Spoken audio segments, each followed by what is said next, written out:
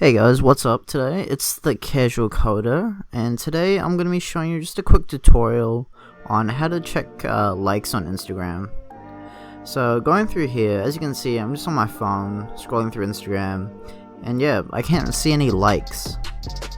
There are other ways to do this, but probably the simplest way, and probably the most easiest way, is to simply just hop onto your computer. So as you can see, I'm scrolling through Instagram on my computer. At the time of recording, this was just after the Super Bowl. And as you can see, look at that highest notoriety post, another highest notoriety post. I can see how many likes have just gone on those pages. And so if I go into LeBron's page, you can see the amount of likes, the amount of views on videos that he's uploaded.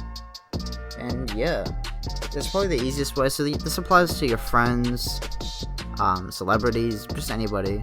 As you can see, I just clicked on Kylie Jenner's page, and yeah. Hope you guys enjoyed this tutorial. Please like and subscribe, and I'll see you next time.